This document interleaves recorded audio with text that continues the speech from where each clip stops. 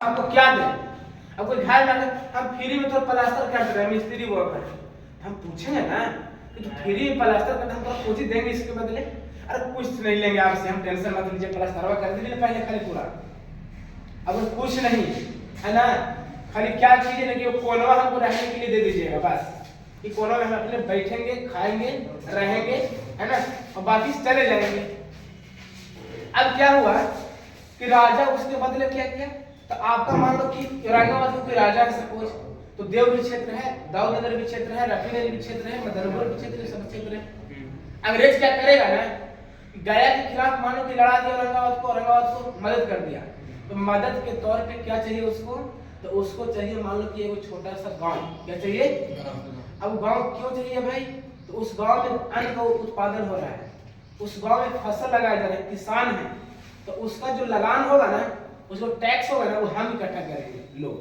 राजा भी सोचा कि टैक्स इकट्ठा कर रहा हूँ भाई, थोड़ा बहुत रख ले, क्या दिक्कत है? जितना ये टैक्स इकट्ठा करेगा उतना तो हमको जीत के दे दे रहा है दूसरा प्रदेश, तो उसमें हम क्या करके राज कर लेंगे, बढ़ गया। लेकिन ये नहीं सोच रहा है कि छोटे छोटे गांव लेकर के वो बहुत बड़ा साम्राज्य बना लेगा। हर एक राजा के साथ ऐसा ही किया। अब जिसके साथ अगर जुड़ गया ना, उसके कमियों को बहुत अच्छे से जान लिया कि इसका कमी क्या है, तो कमी देख कर उसको भेज दिया, उसको गुलाम बना लिया। आया था नौकर बन के कुछ मालिक, अब वही उसको राजा को बना दिया नौकर। अब बोला कि अब तुम हमारे हिसाब से चलोगे, अब अटैक करवाएगा उसको उससे। अब देखो यहाँ तो काम बन गया, फिर दूसरे पास जाएगा, उसका झगड़ा किससे है ये पता करेगा, और फिर उसको मदद करेगा, और फिर उसे एक गांव लेगा, दो गांव हो गया ना। ऐसे करते करते पूरे राजाओं को आपस में लड़ा दिया, झगड़ा दिया पूरा, और अंततः पूरे भारत पे वो अपना शासन स्थापित कर लिया। तो इससे सीखने की आवश्यकता क्या है? अभी हम इससे क्या सीखे? हम यही सीखे कि अभी देखो, अभी पहले वाला ही ये सब चले आ रहा है। 1947 में लोग आजाद हुए, सब मिल के लड़ाई लड़ा, सब मिल के झगड़ा किया, सब मिल के। ऐसा मतलब केवल हिंदू लड़ा, केवल मुस्लिम लड़ा, सिख लड़ा, ईसाई लड़ा, सब लोग मिल करके लड़ा। किसी का आजादी किसी के पिताजी का नहीं है, किसी का वंशज का नहीं आजादी। आजादी मिला है लड़ने से, आजादी मिला है घिसने से। और हम लोग बताओ, हम लोग सब मिल करके झगड़ा किए और बाद में फिर टूट गए सब हम लोग, तो फिर तो वही हिसाब हो गया। अंग्रेज पहले तोड़ के रखा था, हिंदू मुस्लिम करके रखा था, जाति को तोड़ के रखा था, और अभी भी हम लोग उसी हिसाब से चल रहे हैं। वो जादव जी है, वो भूमियार जी है, ये राजपूत है, ये ऐसे है, ये तोड़ के रख दिया है। तो अभी भी हम लोग सीखने का सकता है कि जैसे अंग्रेज पहले शासन कर रहा था तोड़ करके, अभी भी नेताओं ने वैसा ही शासन कर रहा है तोड़ करके। नहीं कि हम फला जात के नेता है और उस जात का कोई भलाई नहीं होगा, अभी सीखने की सकता है। अब तू कंपेयर कर सकता है अभी से उस दौर का कि अंग्रेज क्या किया। तो सबसे पहले देखा कि टूटा हुआ है तो तोड़ दो और तोड़ के शासन करो। अभी भी क्या हो रहा है? तो अभी भी वही हो रहा है। हम हिंदू के नेता है, मुस्लिम के नेता, ईसाई के नेता, कुछ नहीं, इस पे भी शासन अभी भी अंग्रेज चल गया है, लेकिन अभी भी अंग्रेजियत यहाँ पे मौजूद है।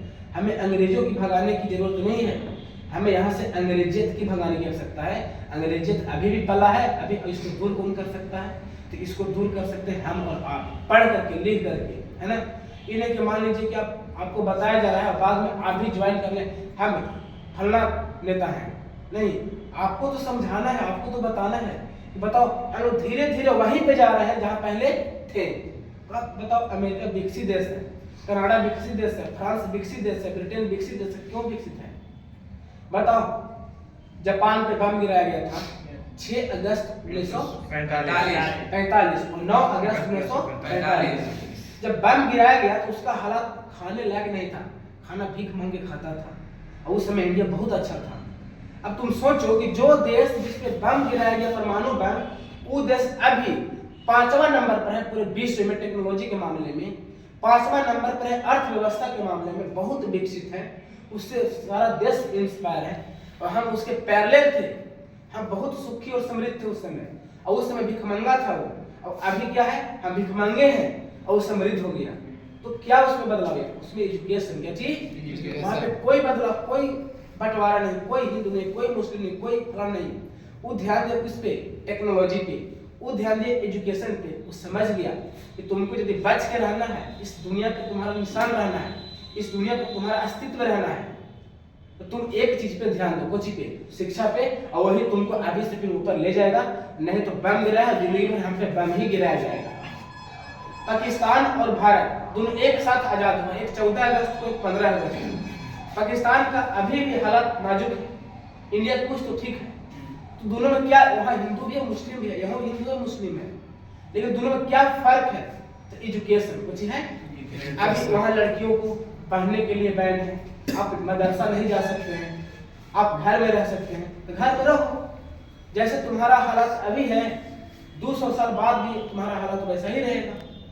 तो इस पे सीखो पहले, फिजिक्स, केमिस्ट्री, बायोलॉजी ये तो पढ़ लोगे तुम, है ना, लेकिन तुम्हारा जो मानसिक चेतना मार दिया है लोगों ने, उस पर विचार करो कि वहां से निकलने कर सकता है।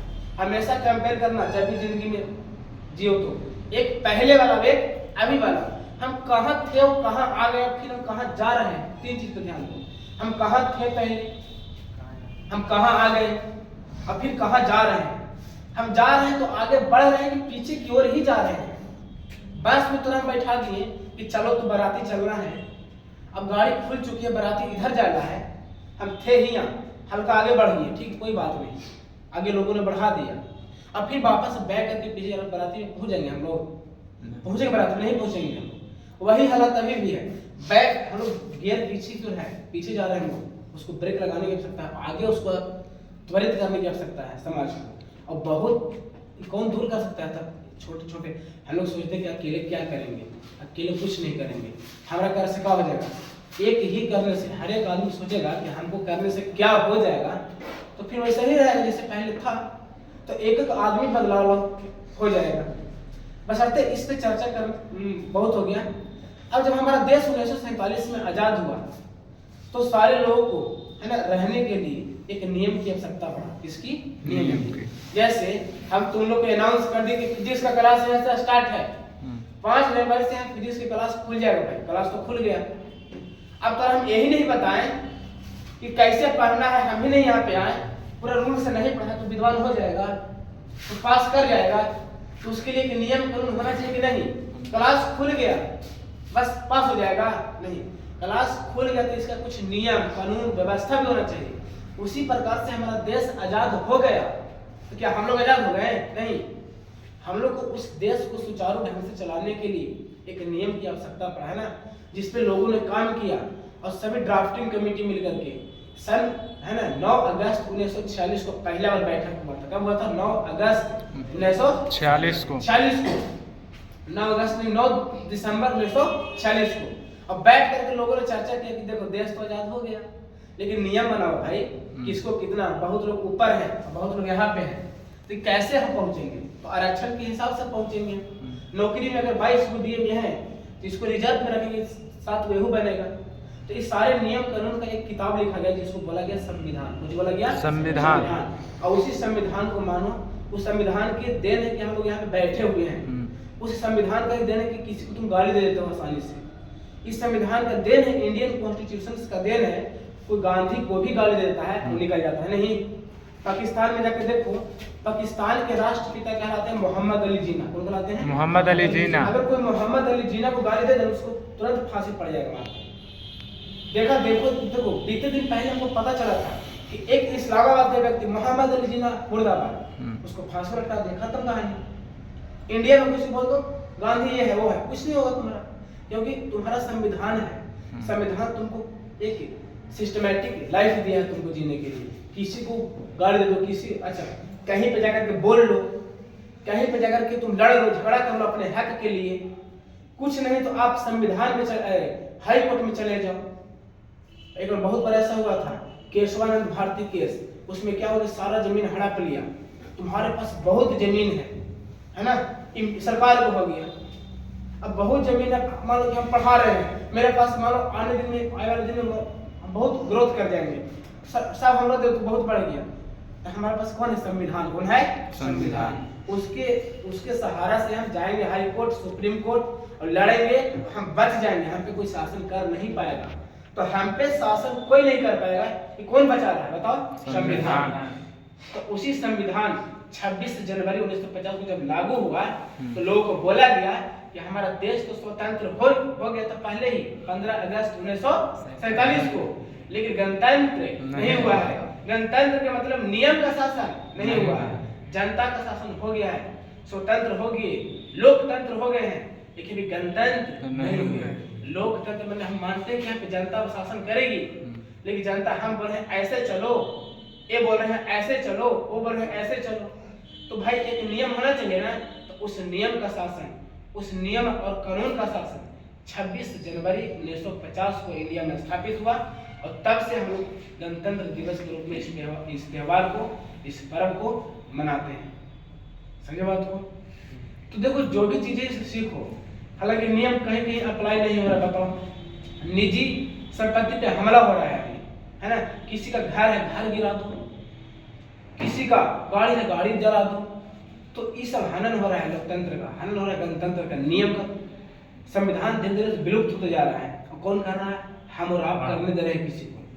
क्योंकि जब वहां पे बैठे हुए पैदान जो लोग हैं, देखो अब हम लोग सीख नहीं सकते, हम लोग कांग्रेस बीजेपी और आरजेडी जेडीयू करे से कभी आगे नहीं बढ़ेगा, वो सेक के चल जाएगा। एग्जाम्पल दे रहे हैं, दो भाई था, वो दोनों भाई, एक वो मानता था मान लो कि फला पार्टी के, वो चिल्ला पार्टी के, नाम नहीं ले रहे हैं। अब दोनों को मानने वाले दोनों आपस में मारा मारी कर लिया पूरा एकदम, उनका उनका पार फाड़ दिया, उनका पार फाड़ दिया। और अभी तक केस मुकदमा सब हो गया, और जिसके लिए वो लड़ा 10 दिन के अंदर वो दोनों मिल गए।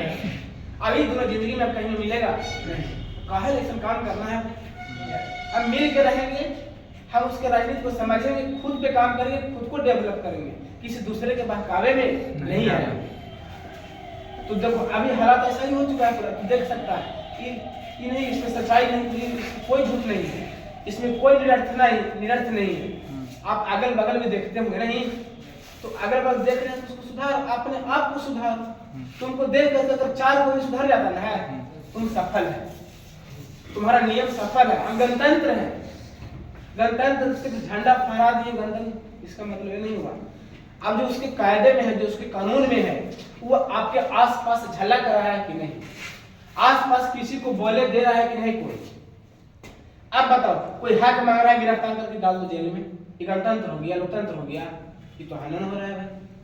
तो इन सारी चीजों पे चर्चा करने होनी चाहिए, और हम लोग को समझना चाहिए, है ना, क्योंकि आज आप लोग 11th और 12th में है, तो कल आप लोग अगर कोई डीएम एसपी, कोई नेता, कोई राजनेता, कोई कुछ बनेगा, तो इस बात को ध्यान में रखेगा, तभी ना कुछ सुधार कर पाएगा। तो अब मान लो कोई कहीं बैठा ही नहीं, उसको मतलब ही नहीं का सुधार करना है, का पहले था, कहाँ जा रहे हैं, वो तो वैसा ही करेगा जैसे हो रहा है।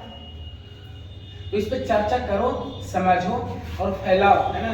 एक ऐसा हमेशा माइंड को पॉजिटिव रखो, अभी तभी वो जब ध्यान से पढ़ेगा तो 2-3 साल टाइम तुम लोगों को मिला है, तो 4-5 साल मुझे करना है, कर लोगे अपने आप। 3 साल ना 11वां 12वां, उसके बाद पार्ट 1 पार्ट 2, ये 4 साल तय कर देगा ना कि तू कहने जाएगा, और तू खुद तय करेगा तो हमको कहने जाना है। अच्छा मान लो तू नहीं पढ़ेगा, तू नहीं जानता कि हमारे पास बनेंगे हम, और तू पढ़ेगा, तू नहीं जाना कि हम आगे बन जाएंगे, सब तू ही जान रहा है, हम कहने की आवश्यकता नहीं है।